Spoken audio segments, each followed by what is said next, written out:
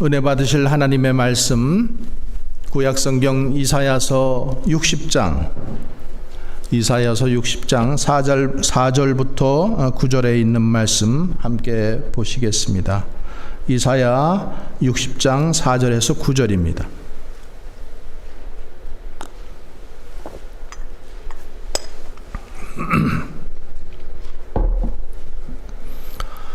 제가 가지고 있는 성경 1041면에 있습니다. 이사야 60장 4절부터 6절의 말씀 함께 봉독합니다.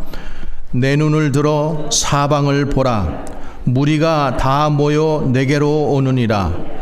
내 아들들은 먼 곳에서 오겠고 내 딸들은 안기어 올 것이라. 그때에 내가 보고 기쁜 빛을 내며 내 마음이 놀라고 또 화창하리니 이는 바다의 부가 내게로 돌아오며 이방 나라들의 재물이 내게로 돌아옴이라. 허다한 낙타 미디안과 에바의 어린 낙타가 내 가운데 가득할 것이며 스바 사람들은 다 금과 유향을 가지고 와서 여호와의 찬송을 전파할 것이며 게달의 양무리는 다 내게로 모일 것이요 느바요의 숫양은 내게 공급이 되고 내 제단에 올라 기꺼이 받음이 되리니 내가 내 집 영광의 집을 영화롭게 하리라. 저 구름같이 비둘기들이 그 보금자리로 날아가는 것 같이 날아오는 자들이 누구냐? 곧 섬들이 나를 앙망하고 다시스의 배들이 먼저 이르되 먼 곳에서 내 자손과 그들의 은금을 아울러 싣고 와서 내 하나님 여호와의 이름에 드리려 하며 이스라엘의 거룩한 이에게 드리려 하는 자들이라. 이는 내가 너를 영화롭게 하였음이라. 아멘. 하나님 아버지와 예수 그리스도로부터 오는 은혜와 평강이 여러분들에게 충만하시기를 간절히 소원합니다. 이사야서는, 특별히 이사야 60장은 절망 중에 있는 이스라엘 백성들에게 하나님께서 주신 메시지입니다. 새해가 되었는데 여전히 어렵고 또 불투명하고 또 전쟁을 한다고 들썩거리고 경제도 그렇게 나아질 기세 안 보이고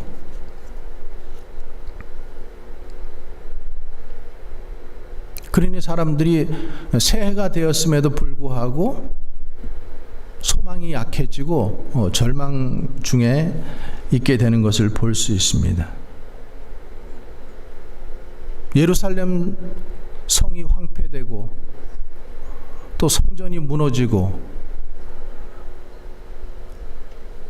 이렇게 또 포로로까지 잡혀간 이스라엘 백성들에게 하나님께서 환상을 주시면서 성전과 성벽이 회복되고 또 너희들을 멸시했던, 너희가 멸시받았던 하나님의 백성들이 또 하나님의 성전이 다시 회복될 것이라고 위로의 말씀을 지금 주시는 것입니다. 여러분, 믿음으로 산다라는 것은 꿈을 꾸는 거예요.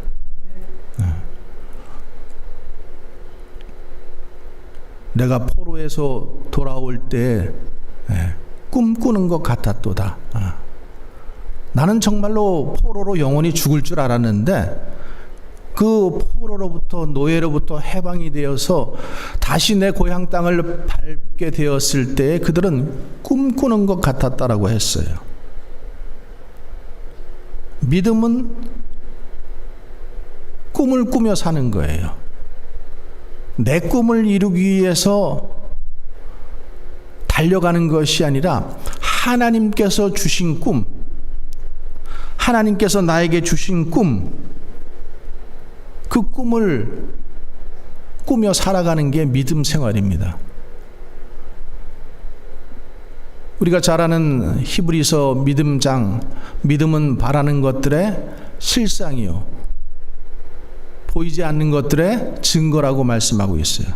믿음은 바라는 거예요. 바라는 거. 쓸데없는 것 바라는 것이 아니라 하나님께서 하나님의 사람들에게 믿음을 갖게 하시는 거예요. 소망을 갖게 하시고, 꿈을 갖게 하시고, 비전을 갖게 하시고. 그래서 지난주에 우리가 갈렙이 그 늙은 나이에, 그러니까 나이를 초월해서 하나님께서 꿈을 주시는 거예요.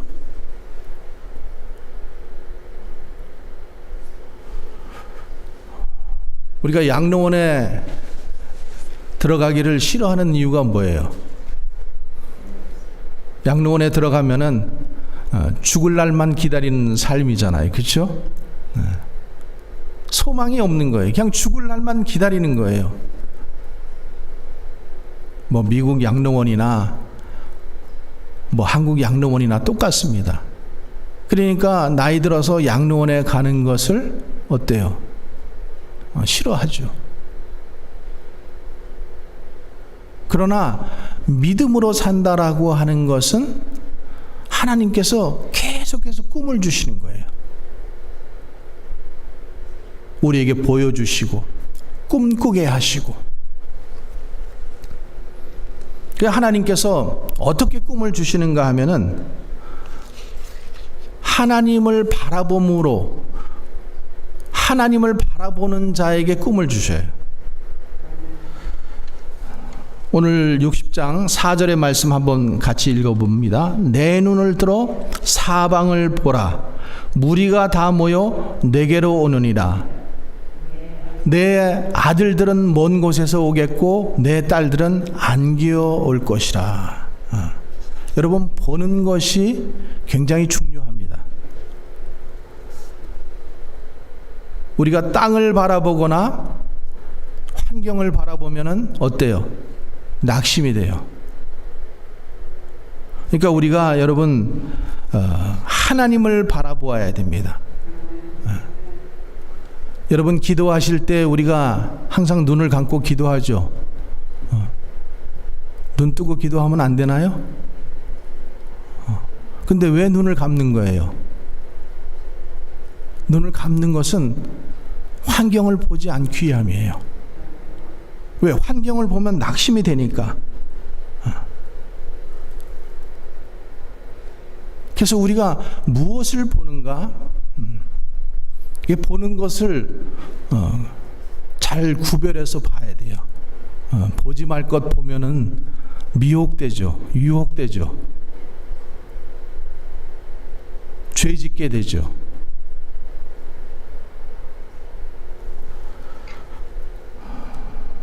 우리가 눈을 들어 하나님을 바라볼 때에 하나님께서 우리에게 꿈을 갖게 해주십니다. 그러니까 우리가 하나님께 초점을 맞추고 있으면은 하나님은 우리에게 계속해서 꿈을 주셔요. 소망을 주십니다. 여러분, 보는 게 왜 중요하면은 우리가 보는 것을 소유하기 때문이에요.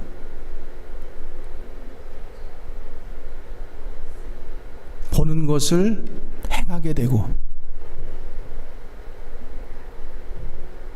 또 보는 대로 가게 되고 보는 것에 따라서 행동하게 되고.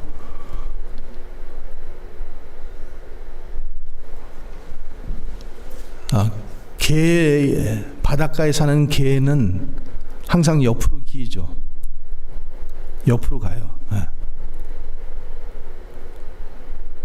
그게 엄마가 아들 개한테, 야, 나는 옆으로 걷지만은 너는 똑바로 걸어라.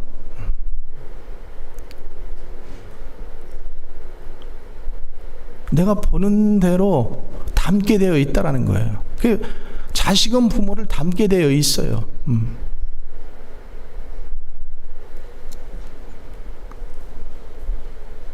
하나님께서 믿음의 조상 아브라함에게 창세기 13장 14절 15절의 말씀에 보면은 롯이 아브라함을 떠난 후에 여호와께서 아브라함에게 이르시되 너는 눈을 들어 너 있는 곳에서 북쪽과 남쪽 그리고 동쪽과 서쪽을 바라보라. 보이는 땅을 내가 너와 내 자손에게 주리니 영원히 이르리라. 롯이 아브라함의 조카잖아요. 롯도 아브라함을 믿고 따랐지만은 아브라함도 롯을 믿고 의지했어요. 그래서 하나님께서 내 본토 친척 아비집을 떠나서 내가 내게 지시할 땅으로 가라 그랬을 때에 롯을 데리고 떠나잖아요. 의지할 사람이 필요했던 거예요. 근데 하나님께서 롯을 떠나게 하십니다. 여러분, 하나님께서 가끔 이렇게 하셔요. 믿음의 사람들에게. 내가 의지하는 사람, 내가 정말 이 사람은 믿었는데 그 사람 떠나게 하셔요.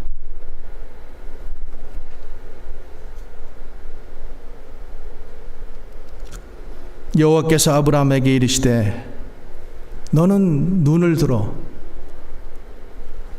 북쪽과 남쪽 그리고 동쪽과 서쪽을 바라보라는 거예요. 롯이 누구 때문에 복을 받았어요?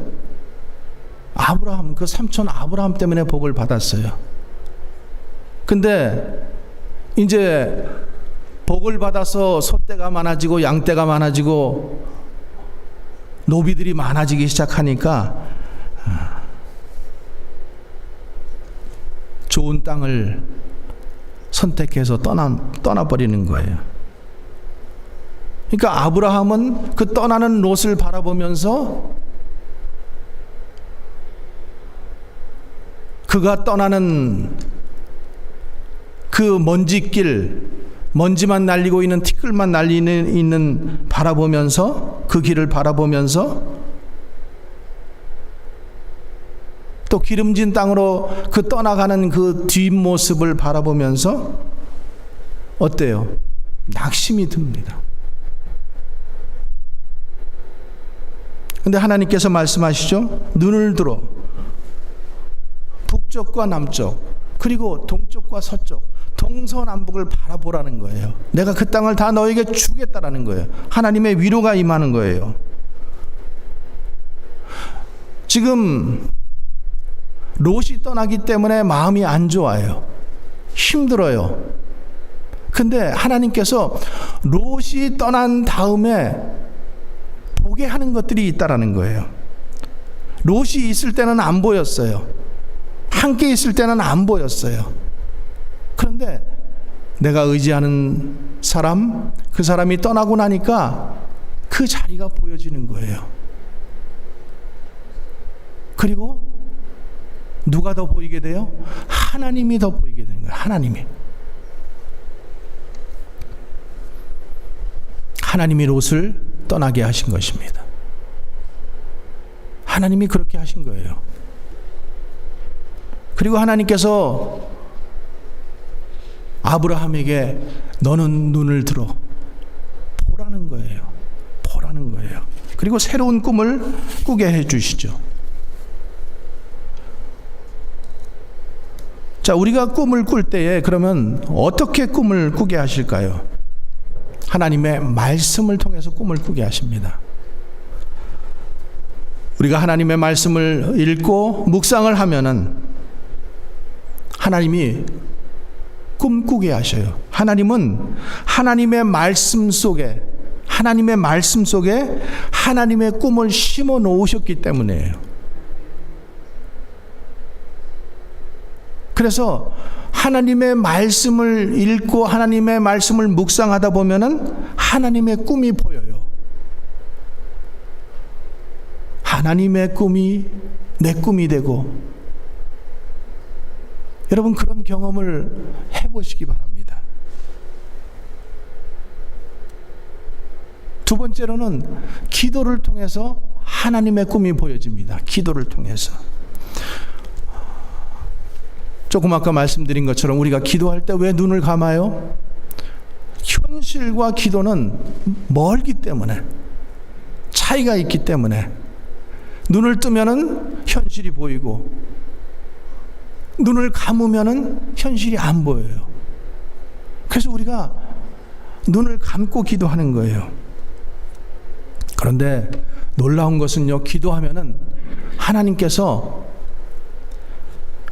만원경처럼 멀리 보게도 하셔요. 또 현미경처럼 자세히 보게 하십니다. 언제요? 기도할 때. 기도할 때. 그래서 너는 내게 부르짖으라. 내가 내게 응답하겠고 내가 알지 못하는 크고 비밀한 일을 내게 보이리라. 보여주신다라는 거예요. 기도하면은 하나님께서 반드시 응답하십니다. 그런데 여러분, 기도하신 다음에 하나님께서 어떻게 응답하셨는지 반드시 확인하시기 바랍니다. 어떤 분들은 보면 기도하고 잊어버리는 때가 너무나 많아요. 내가 뭘 기도했는지도 몰라. 그리고 응답 안 받았다고 그래. 하나님은 벌써 응답하셨는데 내가 확인을 해보지 않으니까 모르는 거예요. 기도했으면은 반드시 응답해 주시는 하나님. 그래서 그 응답을 확인을 해야 돼요. 그래서 어떤 분들은 보면은 기도할 때 수첩을 가지고 내가 기도한 것들을 다 적어요. 그리고 응답된 거는 어떻게 해요? 지우는 거예요. 기도 응답을 확인해 보세요. 그러면 하나님께서 저와 여러분의 기도를 하나도 빼뜨리지 않고 응답하신 것을 우리가 확인할 수가 있습니다. 어떤 분들은 기도한다고 되겠어? 이렇게 고백합니다. 그렇게 말합니다. 여러분, 그렇게 말하는 것은 믿음이 없는 거예요. 하나님은 우리의 작은 신음에도 응답하신다라고 하셨어요. 꼭 내가 형식을 갖추고 기도하지 못해도 우리의 간절한 소망, 작은 신음에도 응답하시는 하나님이십니다. 세 번째로는 믿음의 사람들을 잘 보세요. 믿음의 사람들. 여러분, 성경에도 믿음의 사람들이 많잖아요. 아브라함, 이삭, 야곱, 요셉, 또 모세, 다윗, 바울. 이 사람들이 어떻게 살아가고 있는지, 어떻게 살았는지, 그들이 어떻게 기도했는지, 그런 것을 알려면 어떻게 돼요? 성경을 읽지 않고서는 알 수가 없죠. 배우지 않고서는 알 수가 없는 거예요. 그러니까 그런 사람들을 연구하고 자꾸만 공부하다 보면은 하나님의 꿈을 그 안에서, 모세에게 임하셨던 하나님은 말씀하시잖아요. 하나님은 어제나 오늘이나 영원토록 동일하시다. 여러분 믿으시죠? 어제나 오늘이나. 아브라함의 하나님이 나의 하나님이 되고, 이삭의 하나님이 내 하나님이 되고, 모세에게 역사하셨던 하나님이 내 하나님이 되는 거예요. 여러분, 그 믿음을 가지시기 바랍니다.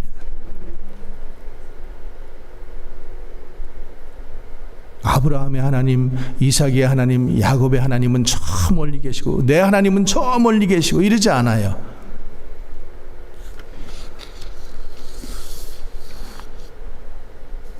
지난 시간에도 한번 말씀드린 것 같아요. 훌륭한 사람들의 전기와 이 책을 통해서도 우리는 꿈을 발견할 수 있어요. 여러분, 인생이 만만치 않잖아요. 다 똑같지도 않고. 그런데 이 훌륭한 사람들이 살아가면서 겪었던 인생들을 보면서 내 인생을 거기다 투명해 볼 수가 있는 거예요. 투영해 볼 수가 있는 거예요. 그러면은 내 인생의 문제들도 그리 심각한 게 아니구나 하고 느낄 수 있어요. 여러분, 우리가 잘 아는 음악가 베토벤이죠. 그 베토벤이 귀가 먹게 돼요. 청력을 다 잃게 돼요. 근데 그 나이가 몇 살인 줄 아세요? 32살이에요. 32살의 그 나이에 창창한 미래가 있는 그 음악가에게 귀머거리가 된다라는 것은 정말로 절망적인 거예요. 그가 유서를 씁니다. 내 인생의 끝이라고 생각을 했어요. 죽으려고. 그런데 우연히 어떤 책을 읽다가 그 책 속에서 어느 한 구절을 발견하고 삶의 소망을 느끼게 돼요. 그리고 나서 그가 작곡한 곡이 뭐예요? 전원고향곡, 또 합창교향곡, 운명교향곡, 이런 위대한 작품들이 다 귀머거리가 된 후에 나온 작품들이에요.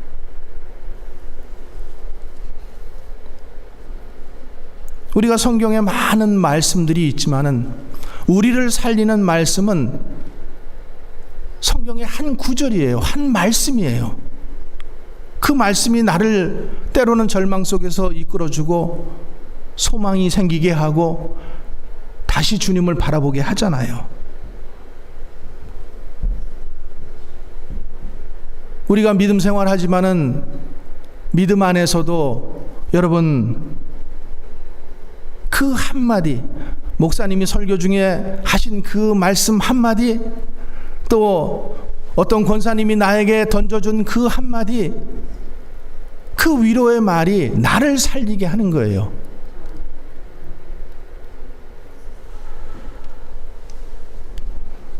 또 그런가 하면은 그 한마디 때문에 괴롭게 사는 사람이 있죠.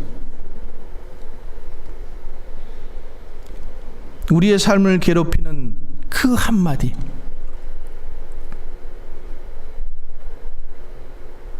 밥 먹을 때도 생각하고 잘 때도 생각하고 칼을 갈고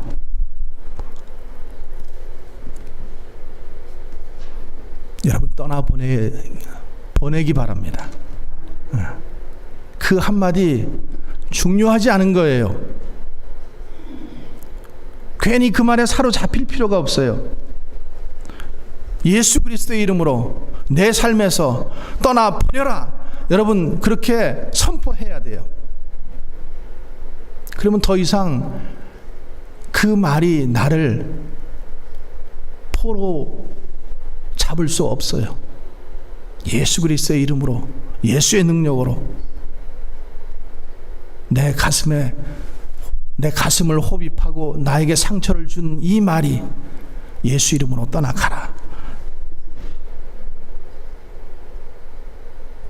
여러분들의 삶을 일으켜주고 세워주고 계속 가게 하는 언어들, 그 하나님의 말씀들, 그 하나님의 찬송을 붙잡으시기 바랍니다. 신방 가보면은 권사님, 집사님 제일 좋아하는 찬양 뭐예요? 그러면 다 좋아한대. 아니, 좋아하는 찬양 하나 정도는 있을 거 아니에요, 그렇죠?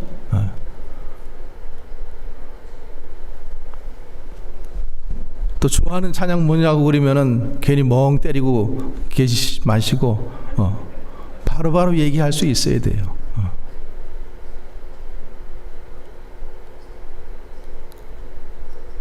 그리고 내 장례 예배 때도 우리 자녀들에게 내가 좋아하는 이 찬양을 꼭 틀어달라고 그렇게 미리 유언하셔도 돼요.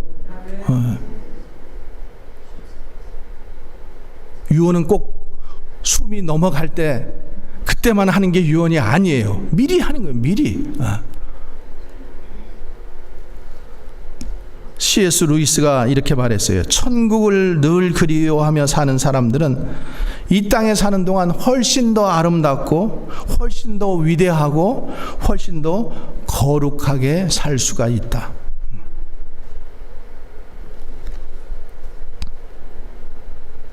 두 번째로 이사야 60장 22절의 말씀 한번 같이 읽어보겠습니다.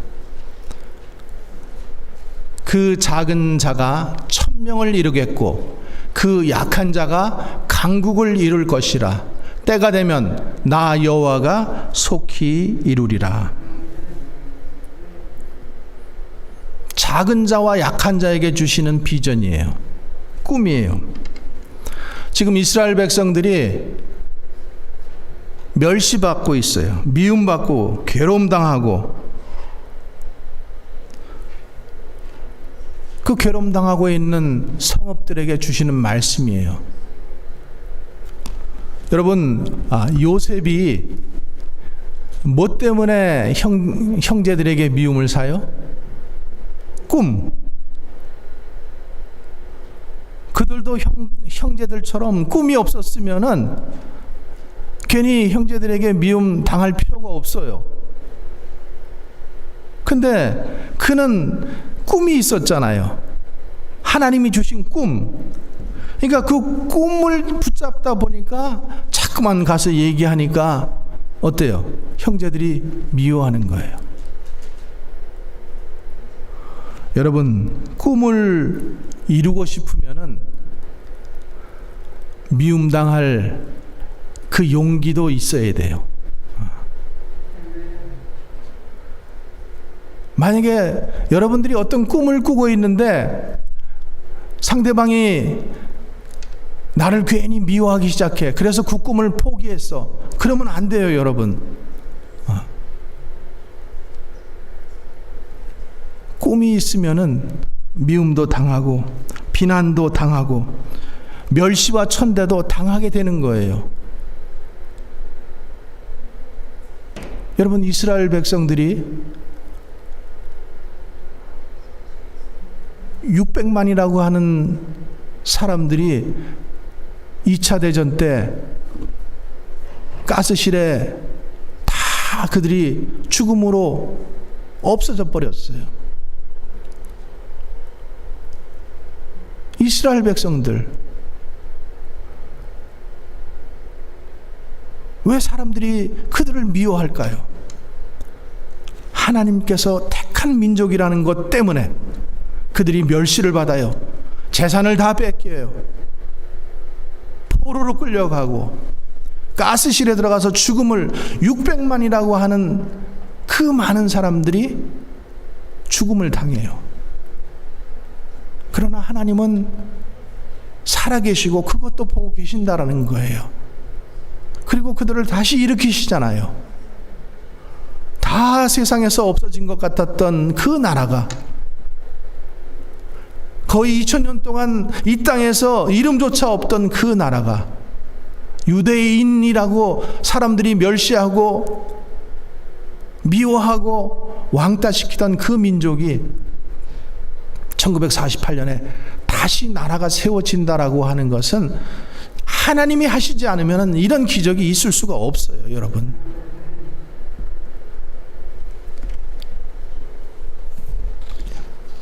그래서 꿈을 가진 사람들은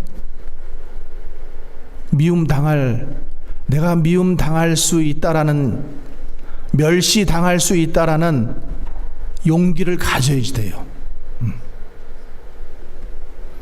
이사야 60장 14절 15절의 말씀 우리 한번 같이 읽어보겠습니다.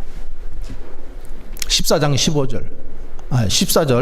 자, 시작. 너를 괴롭히던 자의 자손이 몸을 굽혀 내게 나오며 너를 멸시하던 모든 자가 내 발 아래에 엎드려 너를 일컬어 여호와의 성읍이라 이스라엘의 거룩한 이의 시온이라 하리라.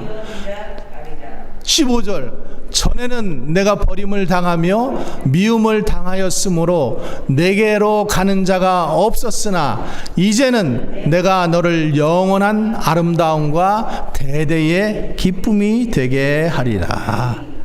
자, 한번 따라해 보세요. 전에는 내가 버림을 당하고 미움을 당하였으나 이제는 영원한 아름다움과 대대의 기쁨이 되게 하리라. 여러분 믿으십니까? 이 말씀 붙잡으시기 바랍니다. 내가 전에는 사람들에게 멸시를 당하고 미움을 당하고 버림받았지만은 이제는 아니라는 거예요. 이제는 내가 너를 영원한 아름다움과 대대의 기쁨이 되게 하리라는 것입니다. 이런 꿈 꾸시기 바랍니다. 또 이사야 60장 5절의 말씀 한번 같이 읽어봅니다. 그때에 내가 보고 기쁜 빛을 내며 내 마음이 놀라고 또 화창하리니 이는 바다의 부가 내게로 돌아오며 이방 나라들의 재물이 내게로 옵니다.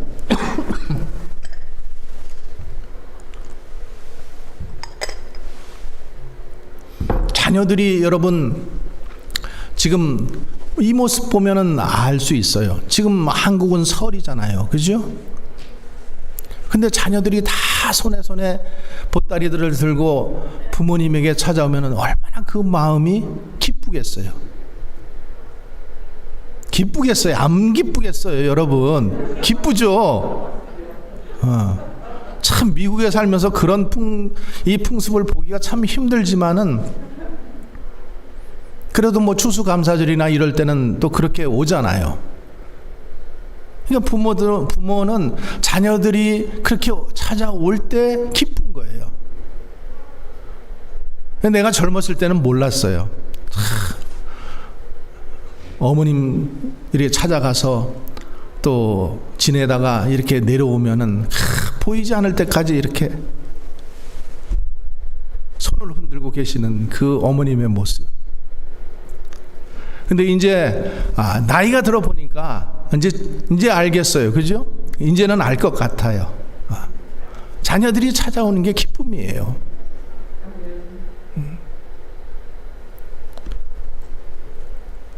그리고 그때에 내가 보고 기쁜 빛을 내며 내 마음이 놀라고 화창하게 되리니 이는 바다의 부가 내게로 돌아오며 이방 나라의 재물들이 내게로 올 것이다. 여러분 꿈을 꿀 때에 이 소원들이 이루어진다라는 거예요. 기쁨이 넘치게 된다라는 거예요. 그러니까 하나님께서 우리에게 꿈을 주신 것은 이 꿈을 주시면서 우리가 어떻게 해야 되느냐 하면은 꿈을 이미 이룬 것처럼 그렇게 믿으라는 거예요. 꿈이 이루어진 것처럼 소망을 가지라는 거예요. 아브라함과 사레가 아브라함이 99세고 사레가 90세 때 하나님께서 내년 이맘때 내가 아들을 주리라 이렇게 말씀하시잖아요. 그러니까 사라가 어떻게 했어요? 웃었죠. 사라가 웃어요. 그러니까 하나님이 왜 웃느냐고 하십니다. 그러니까 사라가 괜히 겁나니까 저 안 웃었어요. 하나님이 웃었다. 말씨름하셔요. 그러시면서 뭐라 그래요? 내 아들의 이름을 이삭이라고 하라. 이삭이 바로 웃음이라는 뜻이에요. 웃음은 기쁨입니다. 나이가 들면 참 웃음이 적어지는 것 같아요. 제가 저를 봐도 그래서 어떨 때는 거울에다 보고 막 이렇게 올려봐요. 근데도 자꾸만 늘어지는 걸 어떻게 해요, 이거? 자꾸만 늘어지더라고요. 기쁘게, 즐겁게. 하나님이 우리에게 주신 것은 기쁨이에요. 기쁨. 기쁘게 사시기 바랍니다. 그러면 우리가 어떤 꿈을 가져야 하는가? 오늘 4절의 말씀에 내 눈을 들어 사방을 보라. 무리가 다 모여 내게로 오느니라. 내 아들들은 먼 곳에서 오겠고 내 딸들은 안기어 올 것이라. 여러분, 수많은 사람들이 찾아오는 꿈을 꾸시기 바랍니다. 나이가 들어서요, 제일 힘든 게 뭐예요? 외로움이잖아요. 외로움. 자녀들이 찾아오고 친구들이 찾아오고 왁작지껄 하고 이러면은 외로움이 없어요. 외로움은 찾아오는 사람이 없을 때 외로운 거예요. 수많은 사람들이 찾아오는 꿈, 그 꿈을 꾸어야 돼요. 장사할 때도 여러분 마찬가지, 그런 꿈을 꾸시기 바랍니다. 수많은 사람들이 찾아오는 꿈, 사업을 할 때도 여러분, 우리 교회도 좀 그런 꿈을 꾸시기 바랍니다. 수많은 사람들이 오는 꿈, 사람들이 구름대처럼 오는 꿈.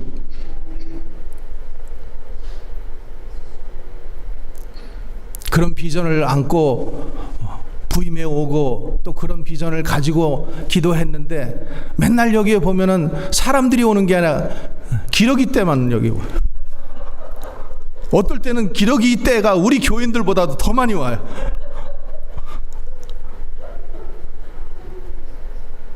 그러나 여러분, 우리는 실망하지 않고 계속 그 꿈을 가지고 기도하는 거예요.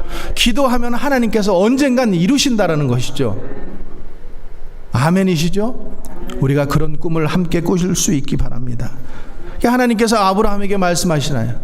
하늘의 별처럼 바다의 모래알처럼 내 자손이 많아지리라. 그 말씀대로 하나님은 역사하셨어요. 그래서 얼마나 많은 민족이 지금도 자기 조상을 아브라함이라고, 유대 민족도 아브라함, 기독교 민족도 아브라함, 모슬렘도 자기 조상 아브라함이라고.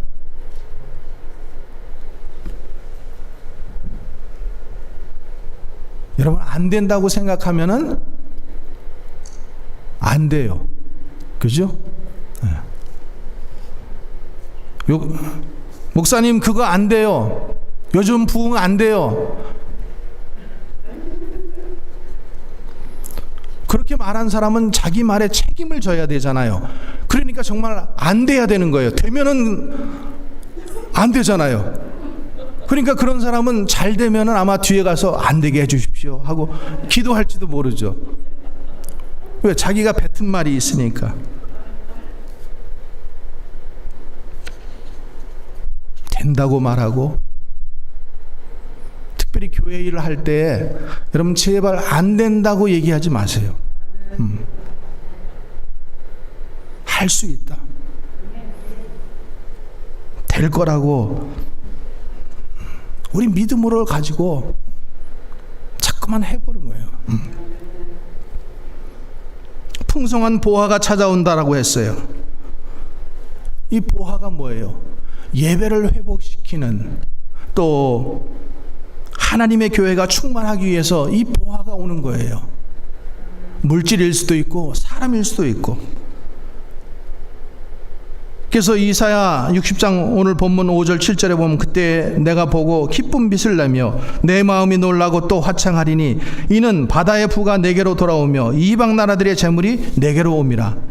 허다한 낙타 미디안과 에바의 어린 낙타가 내 가운데 가득할 것이며 스바 사람들은 다 금과 유향을 가지고 와서 여호와의 찬송을 전파할 것이며 게달의 양무리는 다 내게로 모일 것이요 느바요의 수량은 내게 공급되고 내 제단에 올라 기꺼이 받음이 되리니 내가 내 영광의 집을 영원롭게 하리라. 하나님의 집에 수많은 보화가 들어와서 그것이 재물이 되어서 하나님께 올려진다라는 거예요. 여러분, 하나님의 축복을 유지하는 비결은 이 축복하시는 것이 하나님 앞에 진정한 예배와 열방을 복음화하라는데 쓰라고 주신 거예요. 제가 우리 교회의 히스토리를 이렇게 좀 봤어요. 보니까 우리 교회가 선교를 할 때는 참 재정이 풍성했어요. 선교를 할 때는 풍성해요.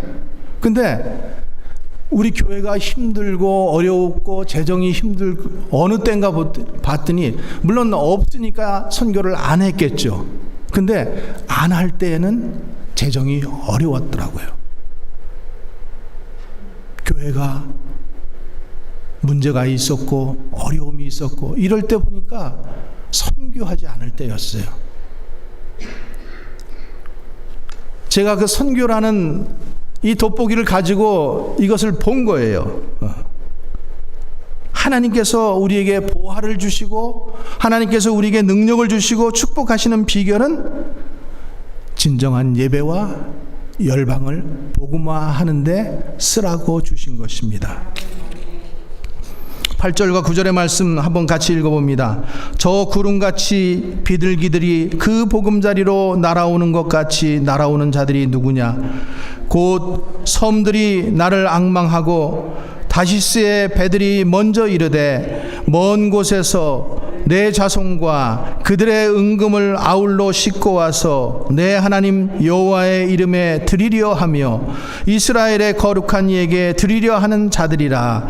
이는 내가 너를 영화롭게 하였음이라.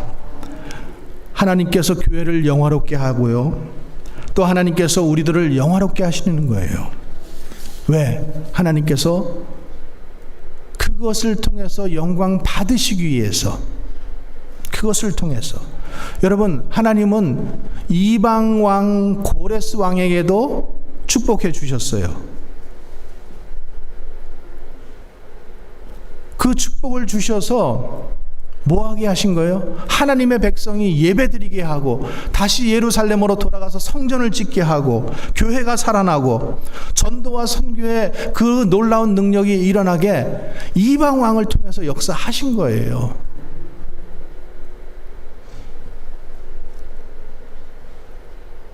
이 재물들이 그러면 오는데 어떻게 재물들을 얻을 수 있을까? 하나님은, 여러분 이거는 꼭 기억하세요. 하나님은 재물을 주실 때 그냥 주시지 않습니다. 하나님은 재물을 그냥 주시지 않아요. 그리고 하나님은 꼭 고난을 통과하게 하십니다. 여러분들도 경험하신 분들이 계실 거예요. 고난을 통과하지 않고 얻은 재물은 그 재물이 독이 되기 때문이에요. 그게 자기 영혼을 찌르게 되는 거예요. 자기 인생을 망가뜨리게 되는 거예요. 그래서 하나님은 고난을 통과한 다음에 하나님만을 의지하게 만드시고 그리고 재물을 주셔요. 그러면은 흔들리지 않는 거예요.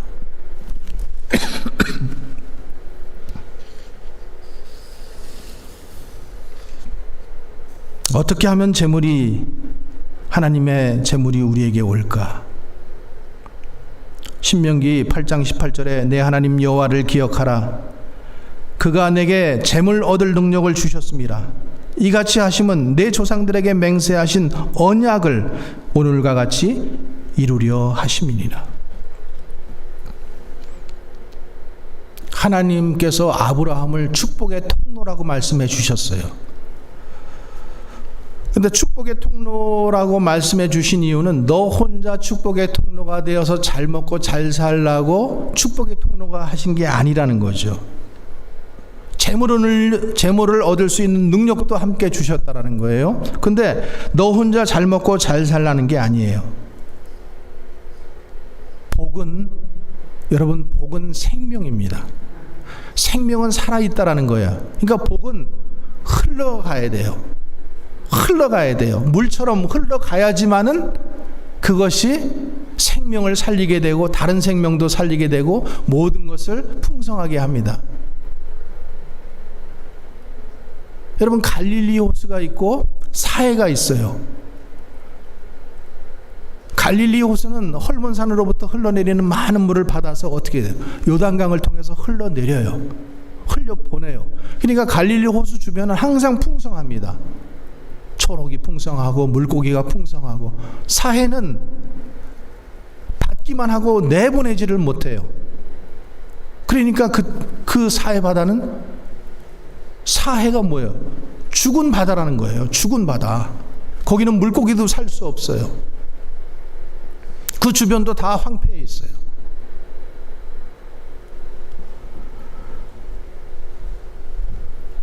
인간의 노력만으로 절대 복을 얻을 수 있는 게 아닙니다. 하나님이 축복해 주셔야 복이 오는 거예요. 그리고 하나님 말씀에 순종해야 돼. 순종해야 우리가 복을 얻을 수 있습니다.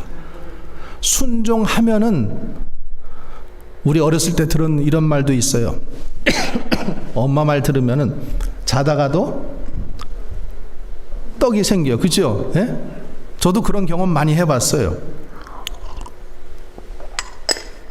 그 말의 의미가 뭐예요? 순종하라는 거예요. 순종하라는 거. 그러면 복이 따라온다라는 거죠. 여러분, 복은 얼마나 빠른지 몰라요. 그리고 얼마나 미끄러운지 몰라요. 잡으려고 하면은 쏜살같이 도망가 버려요. 복이 나를 따라오게 해야 돼요. 복이 나를 따라오게. 복의 근원 되시는 우리가 하나님과 같이 있으면은 그런 복이 임하게 되는 거예요. 세 번째, 하나님께 지혜와 지식을 구함으로 복을 받을 수 있어요. 여러분, 지혜와 지식이 모든 복을 가져옵니다. 지혜와 지식이 모든 복을 가져와요. 잠언 24장 3절 말씀 같이 읽어볼게요. 집은 지혜로 말미암아 건축되고 명철로 말미암아 견고하게 되며, 또 방들은 지식으로 말미암아 각종 귀하고 아름다운 보배로 채우게 되느니라. 아멘. 지혜와 지식으로 각종 방들을 아름다운 보배로 채우게 된다라는 거예요. 지혜로 말미암아 건축이 되고 명철로 말미암아 견고하게 된다라는 거예요. 지혜와 명철, 지혜와 지식, 이것이 모든 복을 가져오게 한다는 거예요. 사업하다가도 사업이 망치는 이유가 뭐예요? 순간 하나 잘못 판단해서, 그죠? 잘못 투자해서 잘 되던 사업이 망가지는 거예요. 하루아침에. 세상에 여러분 그런 거 우리가 많이 보잖아요. 왜요? 지혜와 지식이 모든 복을 가져오게 한다는 거죠. 그리고 마지막으로 하나님의 의를 구해야 됩니다. 이게 제일 중요해요. 하나님의 의를 구해야 됩니다. 마태복음 6장 33절에 너희는 먼저 그 나라와 그 의를 구하라. 그리하면 이 모든 것을 너희에게 더하시리라. 너희가 먼저 하나님의 의를 구하면 하나님께서 이 모든 것을 더해 주시겠다라는 거예요. 그러니까 우리가 돈을 구하지 말고 사명을 구하라는 거예요. 사명을 구하면은, 그러면은 그 모든 것을 하나님께서 채워 주신다라는 거예요. 더해 주신다라는 거예요. 여러분, 솔로몬이 1000번제를 드렸잖아요. 그러니까 하나님이 너무 기뻐하셨어요. 그래가지고 하나님께서 찾아오셔가지고 내가 너에게 무엇을 해줄까? 그랬을 때 솔로몬이 뭐라고 대답해요? 하나님의 백성을 잘 심판할 수 있도록 저에게 지혜와 명철을 주시옵소서, 이렇게 했어요. 하나님의 백성들을 잘 재판할 수 있도록. 그랬더니 하나님께서 뭐라 그러셔요? 내가 지혜와 명철도 너에게 주고 그리고 네가 구하지 않은 재물과 영광도 주리라. 재물과 영광도 더해서 주시겠다라는 거예요. 더해서. 여러분, 하나님은 더해 주시는 하나님이세요. 하나님은 곱해 주시는 하나님이십니다. 그래서 여러분, 우리가 예배 자리에 나와서 설교만 듣는 것으로 우리가 예배의 모든 것이 끝이 아니라 우리가 드리는 거예요. 드림을 경험해야 돼요. 찬송도 드리고 기도도 드리고 물질도 드리고 또 헌신도 드리고 봉사도 드리고 자꾸만 이 드림을 경험해야 돼요. 오병이의 기적, 그 어린 아이의 손에 들려져 있던 보리떡 5개하고 물고기 2마리를 예수님 손에 올려드렸을 때에 5,000명이 먹고도 남는 그런 기적이 일어났잖아요. 하나님께 올려드리면 하나님께서 더하기 내지 곱하기로 축복하시는 겁니다. 여러분, 사르밧 과부가 한 웅큼, 그 밀가루 한 웅큼 그거 하나님께 드렸어요.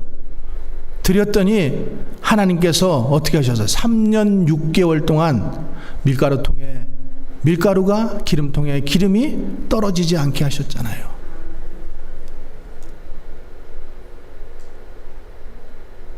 선교하고 구제하는 것 마찬가지입니다. 여러분들이 스스로 또 개인적으로 할 수도 있어요. 또 그렇게 하시는 분들도 칭찬하고 싶습니다. 그런데 여러분, 알아야 될 것은 하나님 앞에 올려드릴 때에, 그러니까 선교와 구제를 교회를 통해서 할 때 하나님께서 더 영광 받으신다라는 사실이에요.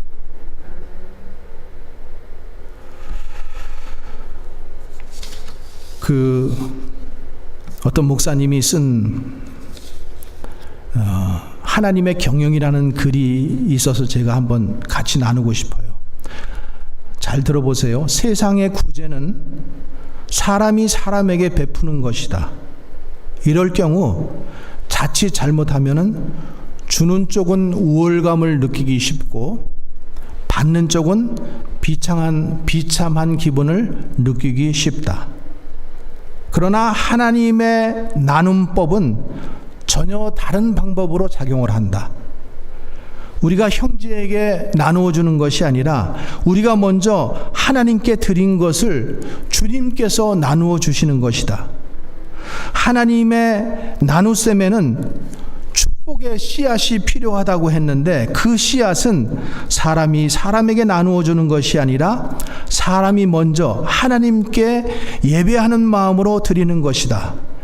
그것을 주님이 받으셔서 은총의 터치로 30배, 60배, 100배의 곱셈을 해서 사람들에게 나누어 주시는 것이다. 그러니까 우리가 개인적으로 할 수도 있다라는 거예요. 여러분 구제하는 거 참 잘하시는 거예요. 여러분들이 선교하는 거, 개인적으로 선교하시는 거 괜찮아요. 잘하시는 거예요. 그런데 가능하면 선교도 구제도 교회를 통해서 하나님께 드리라는 거예요. 그 맨 처음에 말씀, 여러분 주는 쪽은 우월감을 느끼기 쉽고 받는 쪽은 비참한 기분을 느낄 수 있다. 이게 모든 인간에게 다 포함되는 거예요. 선교사라고 안 그런 게 아니에요. 주는 사람은 항상 내가 주었기 때문에 우월감을 갖고 주도권을 갖기가 쉽다라는 거예요. 그래서 하나님께 드리면은 하나님께서 터치하셔서 30배, 60배, 100배로 사람들에게 나눠준다라는 거예요. 그러니까 여러분, 우리가 교회에서 물질을 드릴 때도 자꾸만 뭐가 문제가 되냐면 드리고 나서 이 물질들이 여전히 내 거야. 여전히 내가 드린 그 물질 어디 갔지? 어디다 썼지? 그러니까 자꾸만 내가 주관하고 싶은 거예요. 나는 하나님께 드렸어요. 하나님께서 30배, 60배, 100배로 흔들어 넘치게 하셔서 사람들에게 나누어 주신 것, 우리가 그것을 보자라는 거예요.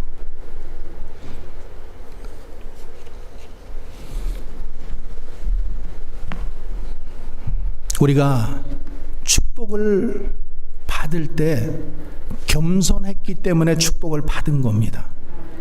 하나님은 교만한 사람을 축복하지 않으셔요. 겸손한 사람 축복하시는데, 겸손하게 축복함을 받았으면은 겸손하게 나눌 줄도 알아야 된다는 거죠. 나눌 때 교만한 마음으로 나누지 않게 되기를 바랍니다. 겸손한 마음으로.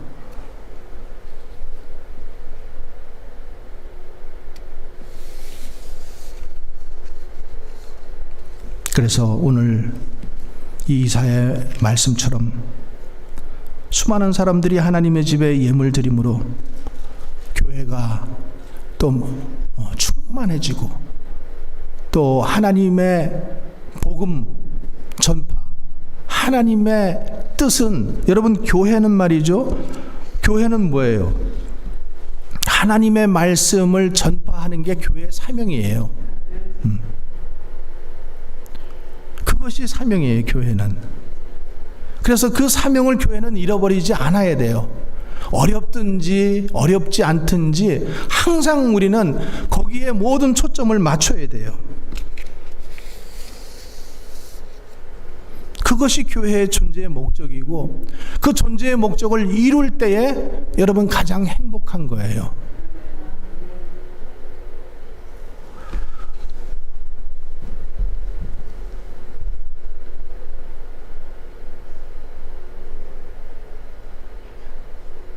성령을 사모하시고,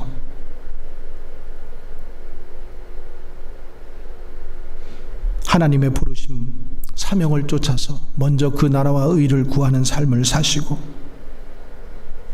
말씀을 가까이 하고, 또 주님께 기도하고, 그러면 주님이 그 꿈을 보여주시는데, 결국에 그 꿈은 예배가 회복되고 땅끝까지 복음이 전파되는 것을 위해서 내 달란트를, 그리고 내 물질을 사용하라는 것이죠.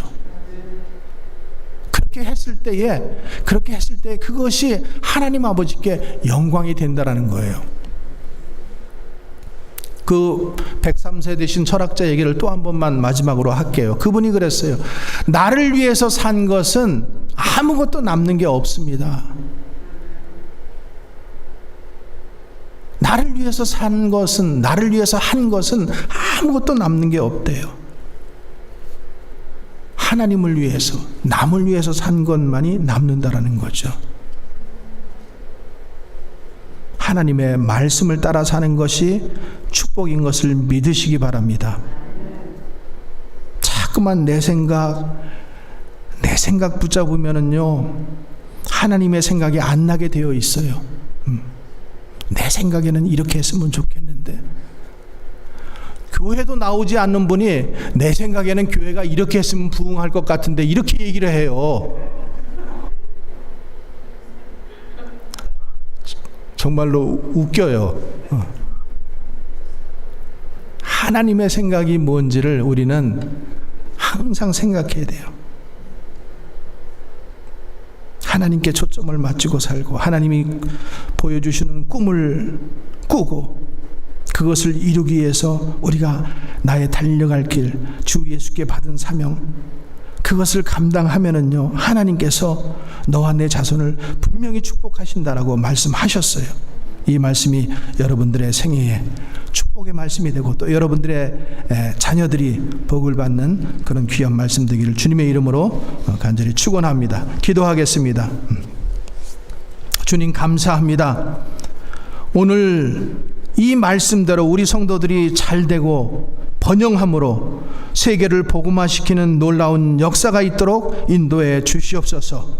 축복의 통로가 되게 하시고, 또 주님 그 축복의 통로로 생명이 흘러가게 주님 역사해 주시옵소서. 예수님 이름으로 기도하옵나이다. 아멘.